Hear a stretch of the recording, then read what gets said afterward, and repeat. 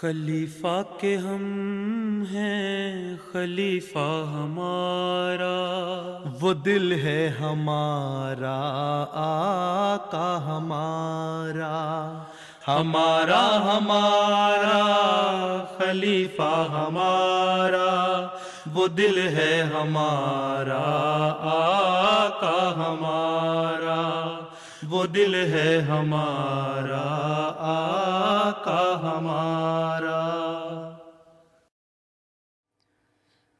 السلام علیکم ورحمۃ اللہ تعالی وبرکاتہ۔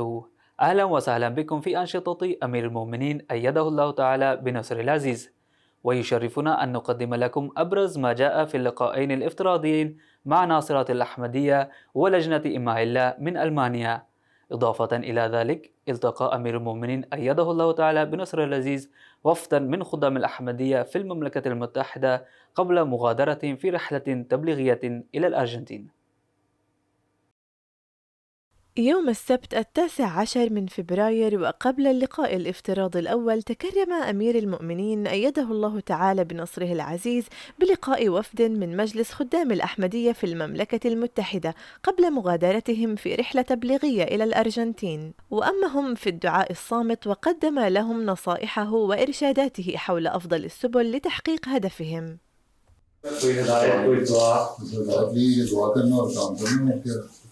دل کی دعا سے ہوتی ہے، میں نے تو دعا جو پیغام پہنچانا ہمارا کام ہے، آگے اصلاح کرنا اللہ تعالیٰ کا کام ہے، ٹھیک ہے، بس یہی لیے کرنا کام، بس جا رہے ہیں سیریں کرنے، گزارے نہ دیکھتے رہنا، کام کرتے رہنا، گزارے دیکھنے کے لیے ایکسٹرا ٹائم دے لینا، دعا کر لو۔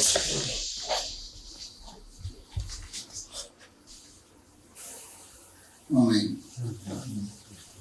مسیح وسلم نے فرمایا ایک شعر میں کہ ہر طرف آواز دینا ہے ہمارا کام آج، جس کی فطرت دے کے آئے گا وہ انجام پر، ہمارا کام اتنا ہی ہے، کوشش کریں، باقی دعا کرنی ہے تو دعاؤں پہ زور دینا ہے، موضوع کے علاوہ نفل بھی پڑھتے رہنا، تبلیغ کرنے جا رہے تو بڑے ضروری ہیں، اور ذکر الہی بھی کرتے رہنا، ٹھیک ہے۔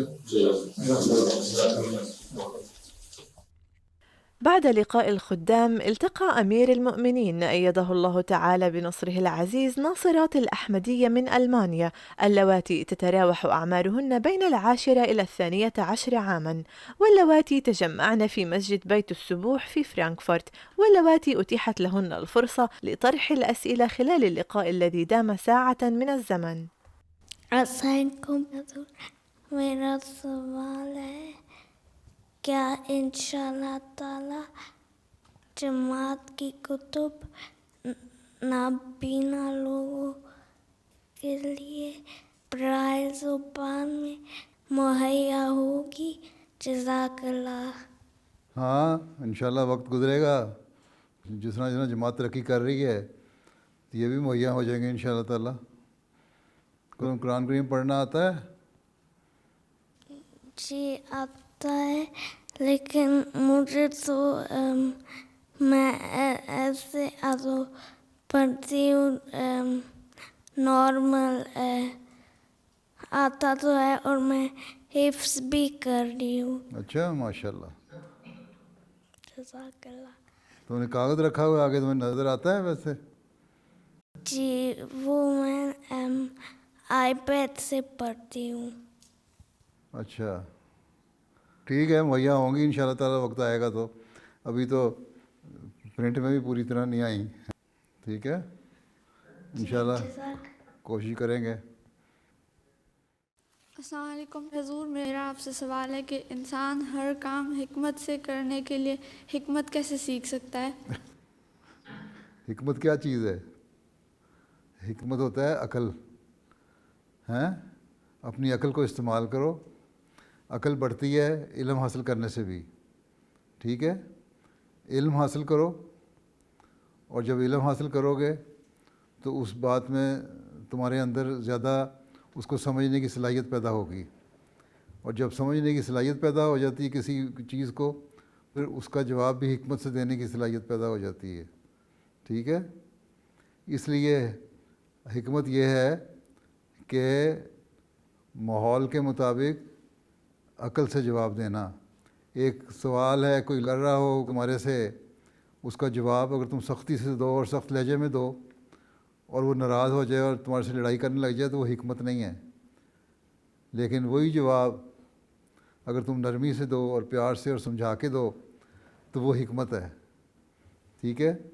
تو اللہ تعالیٰ نے جو ہمیں عقل دی ہوئی ہے نا، اس سے فیصلہ کرنا چاہیے کہ میں نے اس کا جواب کس طرح دینا ہے، اور وہ اسی صورت میں ہو سکتا ہے جو تمہارا علم بھی اچھا ہو. ٹھیک ہے؟ اگر تم زبردستی کسی کو کہو کہ دیکھو تم پردہ نہیں کرتی، اللہ تعالیٰ کے حکموں کو عمل نہیں کرتی، تو اللہ تعالیٰ تمہیں سزا دے گا، جہنم میں ڈالے گا، اس کو غصہ آ جائے گا. تم کون ہوتی ہے مجھے سزا کہنے والی؟ اللہ نے فیصلہ کرنا ہے، میرا معاملہ اللہ کے ساتھ ہے. اگر یہی بات کسی کو پیار سے کہو کہ میں تو پردہ اس لیے کرتی ہوں، میں تو حجاب اس لیے لیتی ہوں کہ اللہ تعالیٰ کا حکم ہے کہ اس پہ عمل کرو، تو میں تو اپنی دین کی تعلیم کرنے کے لیے کرتی ہوں، تو یہ حکمت سے سمجھا بھی دیا اسے اور لڑائی بھی نہیں ہوئی. ٹھیک ہے؟ حکمت کا مطلب یہ ہوتا ہے کہ عقل استعمال کرتے ہوئے کسی بات کا جواب دینا جس سے نتیجہ بہتر نکلے. لیکن حکمت کا یہ مطلب نہیں ہے ڈر جانا. اگر کوئی تمہیں کہے کہ تم احمدی ہو اور تم کہو کہ نہیں، حکمت کا تقاضا یہی تھا کہ میں وہاں مجھے لوگ مذاق اڑائیں گے تو میں کہہ دوں میں احمدی نہیں ہوں، تو یہ نہیں حکمت. کہاں اللہ تعالیٰ کے فضل سے مجھے اللہ میاں نے توفیق دی کہ میں نے زمانے کے امام کو مان لیا صلی اللہ علیہ وسلم کی پیشگوئی کے مطابق. ٹھیک ہے؟ تو یہ جواب ہے. حکمت کا مطلب خوف بھی نہیں ہے. حکمت کا مطلب یہ ہے کہ عقل سے ایک ایسا جواب دینا جس کا برا نتیجہ نہ نکلے. ٹھیک؟ لیکن جہاں ایمان کا سوال آتا ہے وہاں ایمان کو نہیں چھپانا. وہاں ڈر کے مارے خوف زدہ ہو کے نہیں کہنا کہ یہ حکمت تھی کہ میں نے ڈر کے مارے کہہ دیا میں احمدی نہیں ہوں، یا نماز کا وقت آیا تو میں نے کہہ دیا کوئی بات نہیں ہم نہیں پڑھتے نماز. ایسی باتیں نہیں ہیں. جہاں دین کا معاملہ ہے وہاں غیرت دکھانی ہے. جہاں کسی بات کو کرنے کا معاملہ ہے، دوسرے کو سمجھانے کا معاملہ ہے، وہاں حکمت سے بات کرنی ہے. ٹھیک ہے؟ میرا سوال ہے کہ ایک مشکل وقت میں سے انسان کیسے گزر سکتا ہے جب اس کو محسوس ہو رہا ہو کہ وہ اپنا ایمان کھو رہا ہے، اور وہ ایمان کو کیسے واپس حاصل کر سکتا ہے؟ ایمان ضائع اگر ہو رہا ہے تو اس کا مطلب یہ ہے کہ اللہ تعالیٰ سے جو تعلق ہے وہ صحیح نہیں ہے. ایمان مضبوط کرنے کے لیے ضروری ہے کہ تمہیں پتہ ہو کہ اللہ تعالیٰ ہے. اس لیے مسیح نے فرمایا کہ ایک تو پہلے کہ غیب پہ ایمان ہونا چاہیے، ایک یہ یقین ہونا چاہیے کہ اللہ تعالیٰ ہے اور اس کے ہاتھ میں سب طاقتیں ہیں.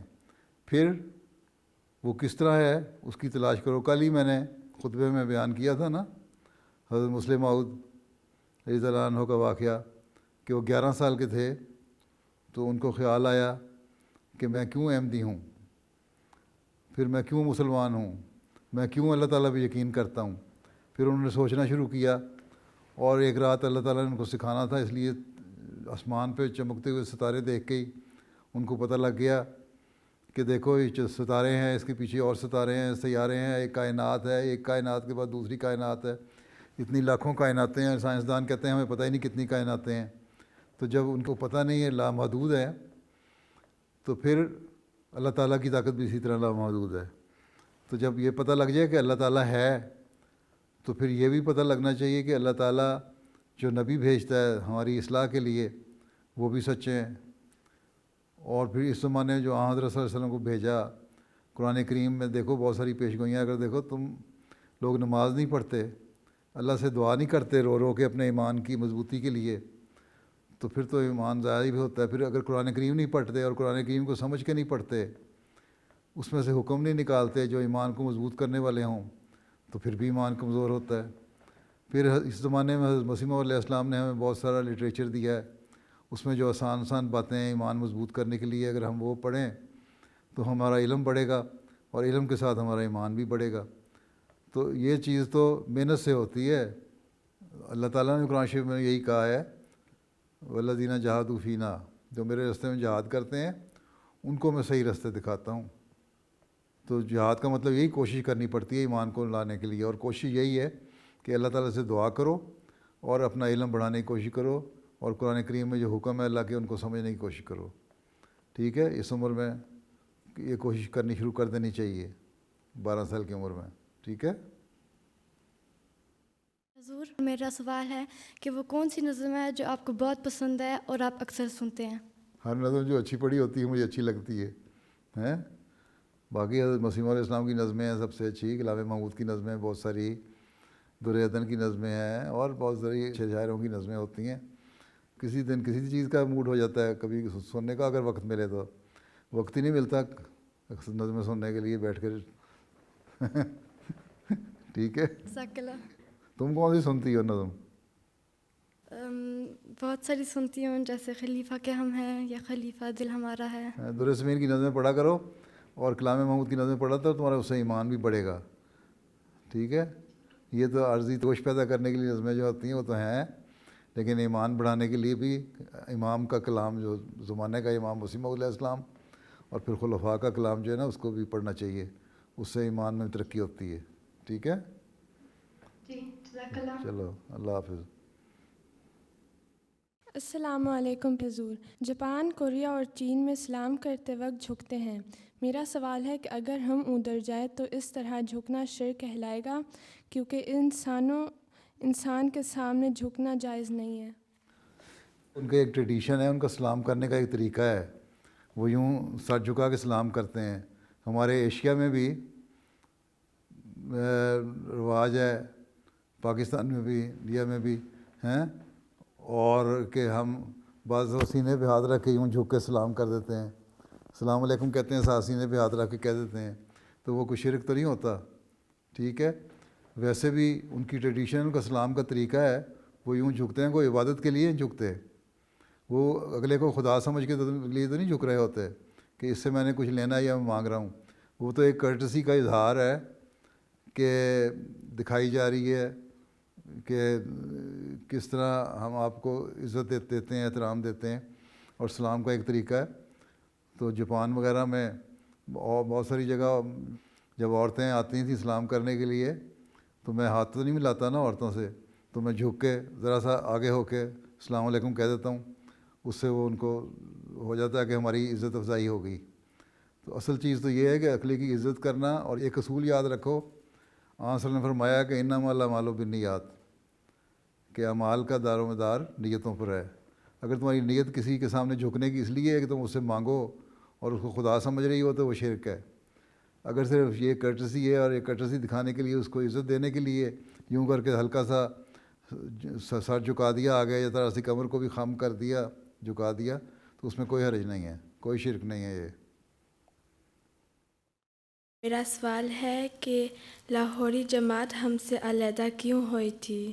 فرق یہ ہے کہ لاہوری جماعت جو ہے وہ لوگ کہتے تھے، حضرت خلیفہ اول کے زمانے میں بھی یہی تھا، شروع ہو گیا ان کا سلسلہ، وہ کہتے تھے کہ جو خلافت ہے وہ انجمن کے ماتحت ہونی چاہیے، اور انجمن کے جو تھے افسران وہ کہتے تھے ہم جماعت کو چلائیں، سارے فائدے اٹھانے چاہتے تھے۔ حضرت خلیفہ اول نے فرمایا تھا کہ خلیفہ وقت کے کل اللہ تعالیٰ نے اختیار دیے ہیں اور یہی اسلامی طریقہ ہے، تو انجمن کے ماتحت نہیں ہو سکتا خلیفہ۔ خیر اس وقت تو انہوں نے برداشت کر لیا، حضرت خلیفہ اول کے 6 سال کا زمانہ، لیکن پھر جب خلافت ثانیہ کا انتخاب ہوا تو پھر جو بڑے بڑے مولوی تھے عہدیدار جماعت کے، انہوں نے کہا خلافت نہیں ہونی چاہیے، اور ان کو یہ شک تھا کہ مرزا بشیر الدین محمود احمد خلیفہ منتخب ہو جائیں گے، اس لیے انہوں نے شور مچا دیا کہ ہم خلافت نہیں مانتے۔ حضرت خلیفہ ثانی حضرت مرزا بشیر الدین نے کہا کہ خلافت تو بہرحال ہونی چاہیے، تمہیں یہ اگر شک ہے کہ میں خلیفہ بنوں گا تو مجھے کوئی خواہش نہیں خلیفہ بننے کی، اگر تم چاہتے ہو تمہارے میں سے کسی ایک کو ہم خلیفہ مان لیتے ہیں، لیکن ہوگی خلافت ہی، جس پہ ہم اکٹھے ہو جائیں، چاہے وہ مولوی محمد علی صاحب ہوں یا کوئی اور ہو، کسی ایک کو ہم خلیفہ مان لیتے ہیں۔ تو انہوں نے کہا نہیں ہمیں پتہ ہے کہ جماعت والوں نے آپ کو ہی بنانا ہے، تو اس لیے انہوں نے خلافت سے انکار کر دیا، اور اللہ تعالیٰ نے تو یہ وعدہ کیا تھا کہ خلافت قائم ہوگی حضرت مسیح علیہ السلام کے بعد، اور یہی حضرت مسیح علیہ السلام نے اپنے رسالہ جو الوصیت تھا نا، جب وصیت کی اسکیم شروع فرمائی ہے نا تحریک، اس وقت اس میں بھی یہ فرمایا تھا کہ میرے بعد خلافت ہوگی،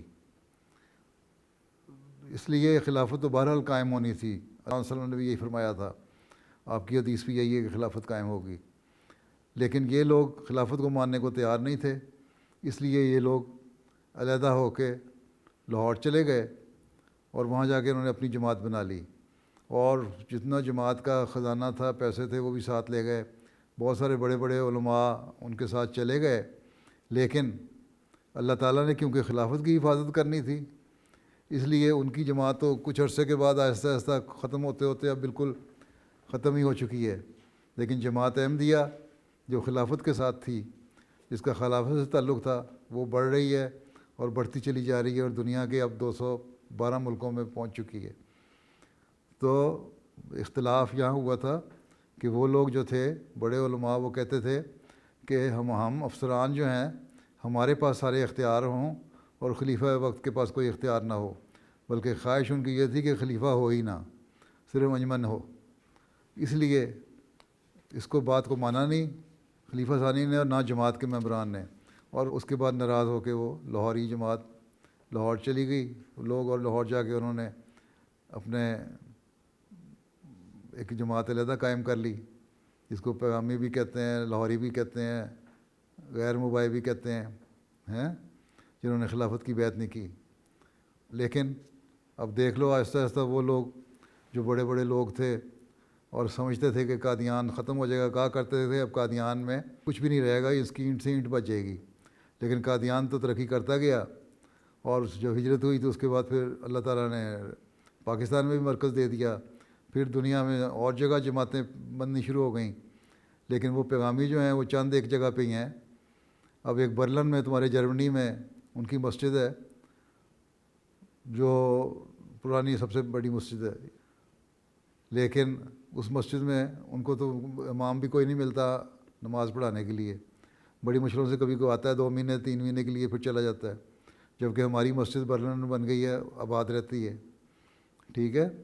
جب میں وہاں گیا ہوں برلن، میں ان کی مسجد دیکھنے بھی گیا تھا، اس وقت وہاں امریکہ سے ایک لڑکا سا آیا ہوا تھا، وہ کہتا تھا میں ان کا امام ہوں اور میں عارضی طور پہ آیا ہوں یہاں، نہ اس میں اماموں والی کوئی بات تھی، نہ کوئی دینی علم پڑھا ہوا تھا، لٹریچر بھی مسلموں کی کتابیں بھی شائع کرتے ہیں، لیکن بس کیونکہ اب ان کے پاس پیسہ ہے تھوڑا بہت لٹریچر شائع کر لیتے ہیں، چند ایک وہ رہ گئے ہیں، چند 100 ہوں گے ان کے ماننے والے، لیکن جماعت احمدیہ جو خلافت کے ساتھ ہے وہ بڑھتی چلی جا رہی ہے۔ تو وہاں مسجد میں بھی میں نے دیکھا ہر طرف کوئی پرسان حال نہیں تھا، بڑا برا انتظام تھا، مسجد کی صفائی بھی کوئی نہیں ہوئی تھی، لیکن جماعت احمدیہ دیکھ لو جرمنی میں بھی نئی نئی مسجدیں بھی بنا رہی ہے اور ترقی بھی کر رہی ہے، یہ خلافت کی وجہ سے ہی ہے، اور اسی طرح دنیا کے دوسرے ملکوں میں، افریقہ میں، ایشیا میں، آسٹریلیا میں، جزائر میں، امریکہ میں، یورپ میں، ہر جگہ جماعت ترقی کر رہی ہے، ٹھیک ہے۔ تو وہ لوگ خلافت کے انکاری تھے، اس لیے چلے گئے، اور اس کا نقصان بھی انہوں نے دیکھ لیا۔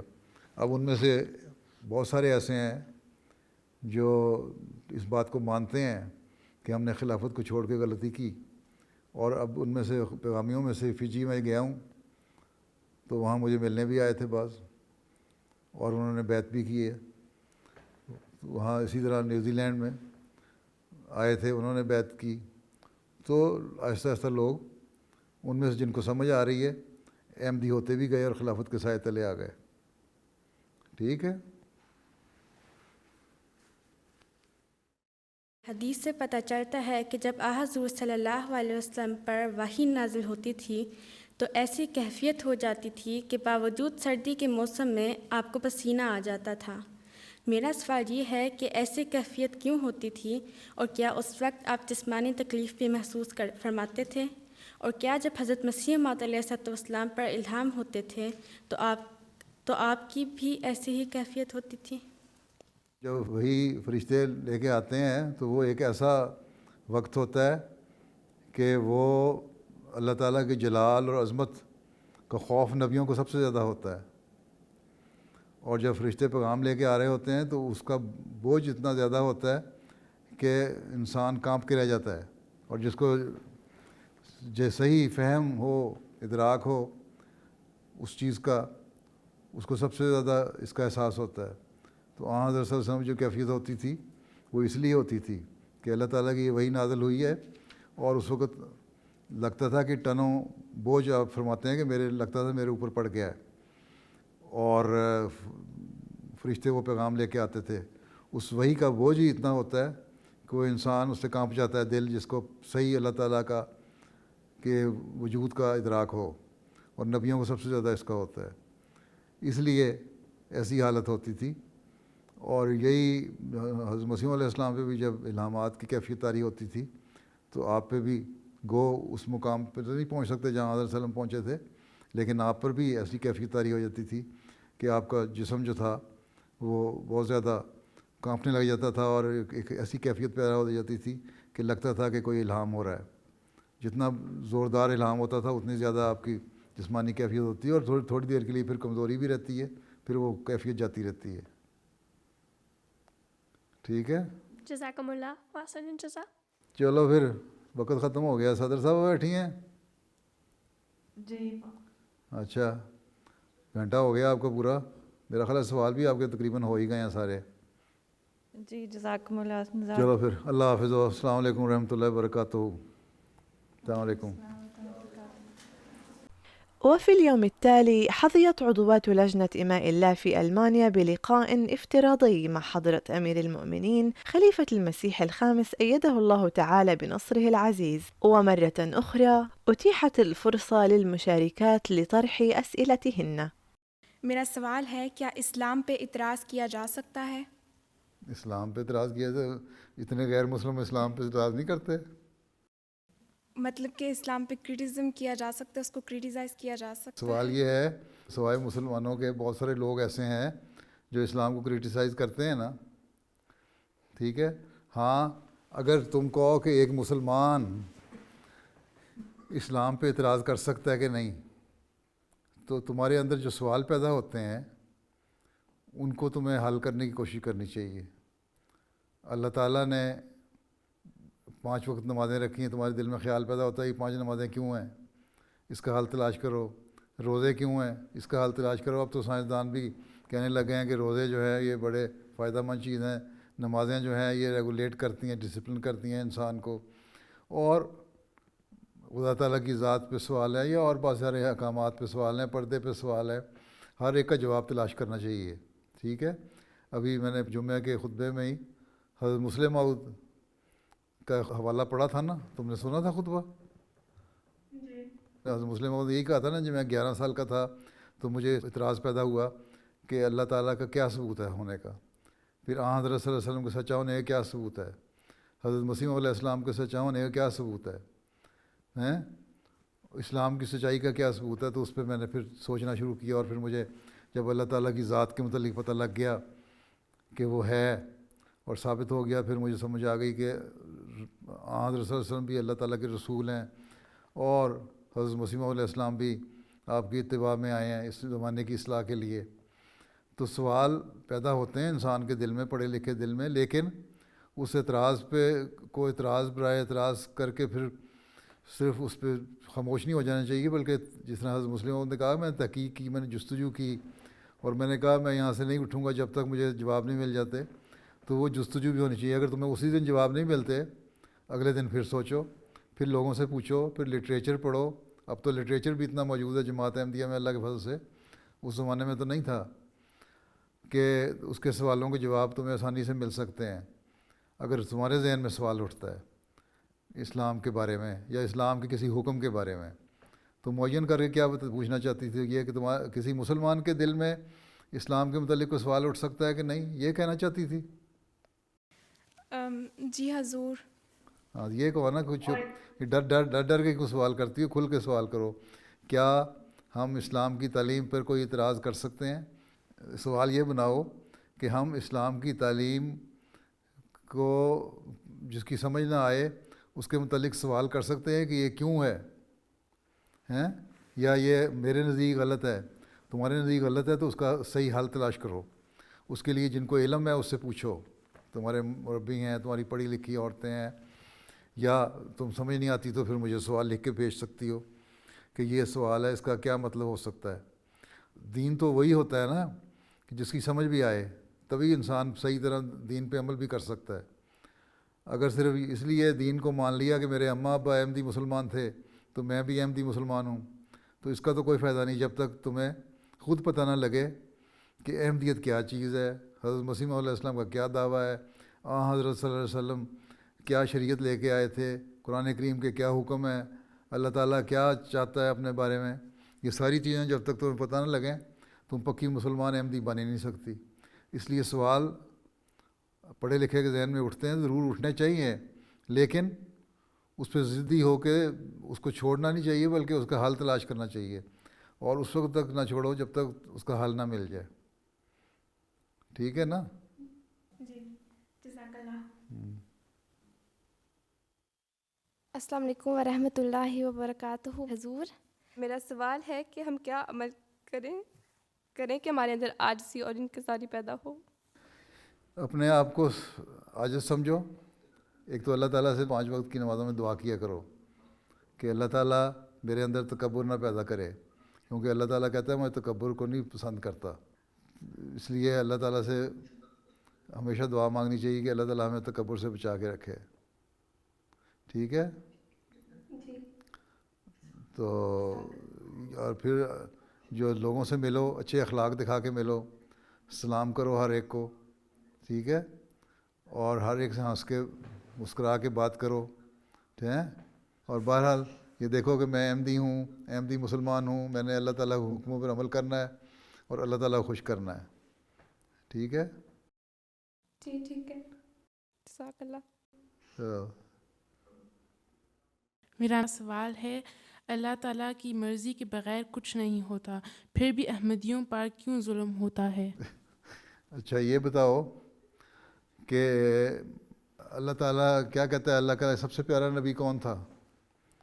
حضرت محمد صلی اللہ علیہ وسلم۔ حضرت محمد صلی اللہ علیہ وسلم۔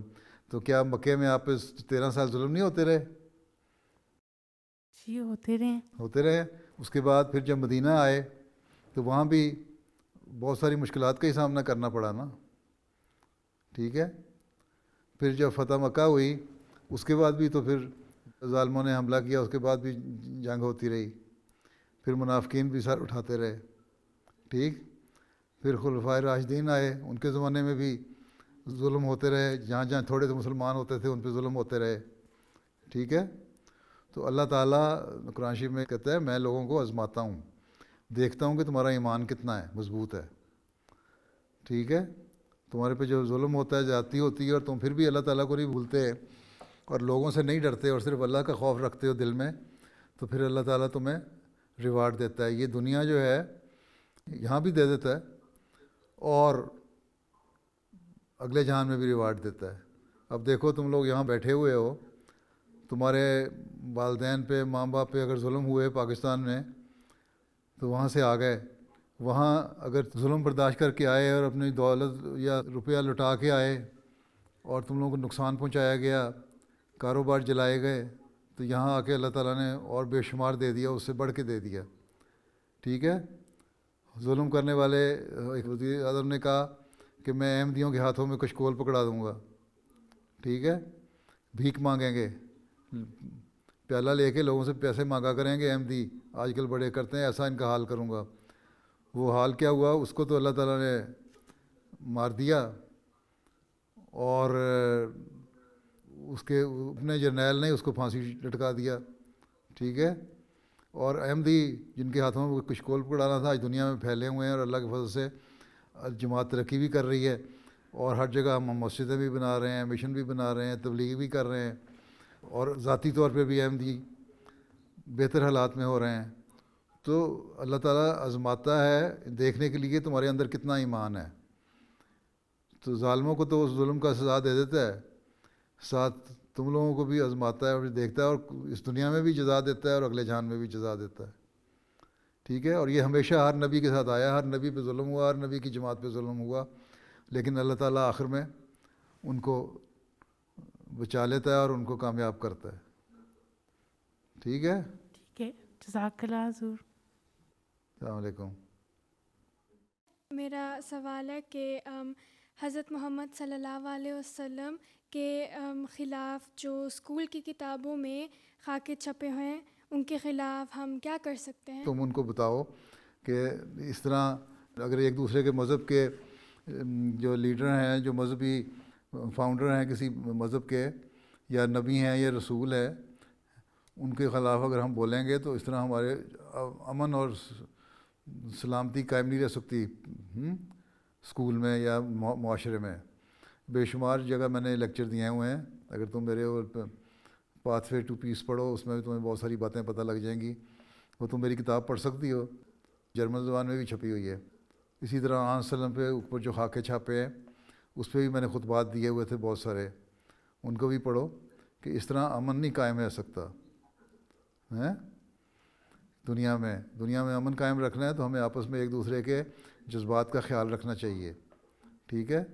اگر کوئی کسی کے ماں باپ کو برا کہے تو لڑائی ہو جائے گی نا، تو حضرت صلی اللہ علیہ وسلم تو ہمیں اپنے ماں باپ سے بھی زیادہ پیارے ہونے چاہیے، ٹھیک ہے؟ اس لیے ان سے کہو کہ دیکھو میں اس طرح تمہارے سے خوش نہیں رہ سکتی، اس لیے امن قائم رکھنا ہے، آپس میں محبت اور پیار سے رہنا ہے، تو ہمیں عزت و احترام سے رہنا پڑے گا۔ انہوں نے کہنا لیکن ہم حضرت عیسیٰ کا عزت کرتے ہیں، حضرت موسیٰ کی عزت کرتے ہیں، ہم سارے نبیوں کی عزت کرتے ہیں، ہم سارے نبیوں کو مانتے ہیں، اور یہی ہمیں حضرت صلی اللہ علیہ وسلم نے سکھایا تاکہ دنیا میں امن اور پیار قائم ہو۔ تم لوگ اگر ایسی باتیں کرو گے تو امن نہیں قائم رہ سکتا، اور ہمارے جذبات جو ہیں وہ ان کو تم ہرٹ کر رہے ہوگے، ٹھیک ہے؟ جی۔ اچھا تمہارا ہو گیا مسئلہ حل؟ چلو جاؤ بیٹھو، جزاکم اللہ پیارے۔ چلو پھر اللہ حافظ ہو۔ وعلیکم السلام۔ السلام علیکم، اللہ حافظ، السلام علیکم۔ أعزائي المشاهدين، بهذا وصلنا إلى ختام نشراتنا، وللمزيد من المعلومات يرجى متابعتنا على العناوين الظاهرة أسفل الشاشة.